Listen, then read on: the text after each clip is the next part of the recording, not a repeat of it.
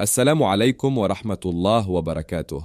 النتائج الكاملة لعملية سحب قرعة إقصائيات كأس إفريقيا للأمم المغرب 2025 سحبت بمدينة جوهانسبورغ الجنوب إفريقية اليوم الخميس قرعة تصفيات النسخة المقبلة من نهائيات كأس إفريقيا 2025 التي سيحتضنها المغرب خلال الفترة ما بين 21 دجنبر 2025 و18 يناير 2026 بمشاركة 48 من المنتخبات. تم تقسيمها إلى 4 مستويات ويضم كل مستوى 12 منتخبا، ووضعت القرعة المنتخب الوطني المغربي في المجموعة الثانية إلى جانب الغابون وليسوتو وجمهورية إفريقيا الوسطى. وجاءت المجموعة الأولى مكونة من غامبيا وجزر القمر ومدغشقر وتونس، بينما المجموعة الثالثة تتكون من بوتسوانا وموريتانيا والرأس الأخضر ومصر. أما المجموعة الرابعة فتشمل رواندا وليبيا وبنين ونيجيريا، في حين تتكون المجموعة الخامسة من ليبيريا وطوغو وغينيا الاستوائية والجزائر،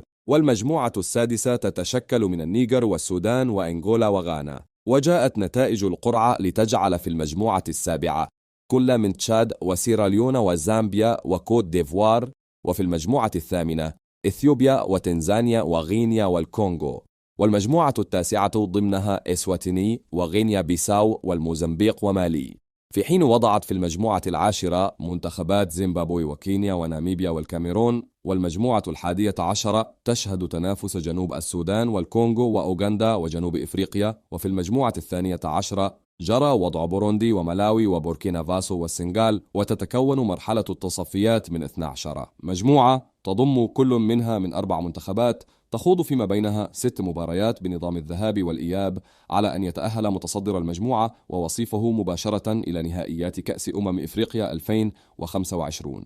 ويشارك المنتخب الوطني مستضيف البطولة في مرحلة التصفيات، لكنه سيتأهل كبلد منظم عن مجموعته مع أفضل منتخب في المجموعة. الشماخ يثني على الركراكي. عرفت عملية سحب القرعة مشاركة مروان الشماخ الدولي المغربي السابق، الذي أثنى على الناخب الوطني وليد الركراكي في كلمته قائلا: إنه مدرب وإنسان جيد.